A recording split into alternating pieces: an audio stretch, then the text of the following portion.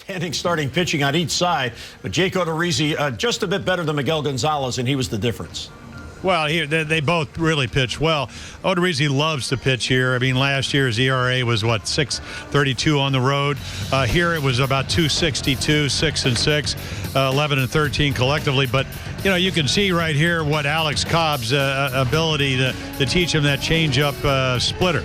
So, again, once you've established that, he hangs one to Steve Pearce. He swings through it, who's been red hot.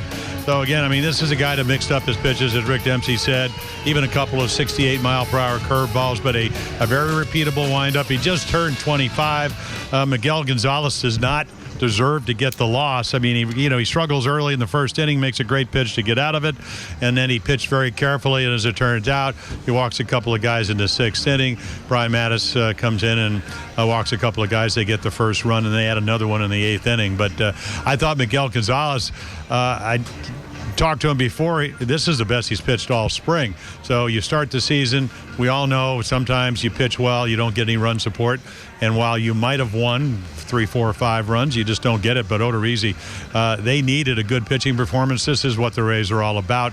They got it tonight. Jimmy, you give the credit to Tampa Bay pitchers for striking out 13, but then again, look at the Orioles. Tonight this offense, after a couple of games, pretty good offensive output, they didn't seem to be too disciplined tonight up there at the bat.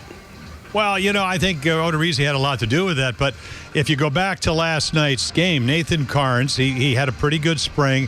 He did everything you don't want to do as a starting pitcher. He got behind guys. He hung curveballs. He got fastballs in the middle of the plate. Orioles get 6 runs. Then all of a sudden he starts making good pitches.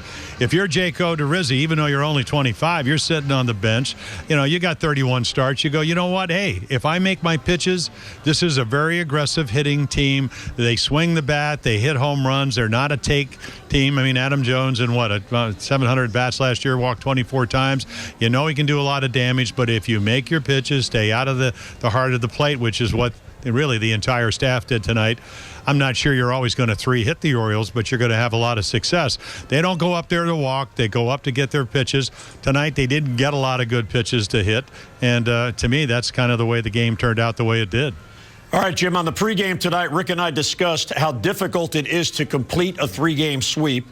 Rick had no answer, so I'm going to ask you, why is it that it's so difficult to complete a 3-game sweep? Last year in the major leagues, it only happened half the time when a team won the first 2 games trying to get that third win. Why is it so tough?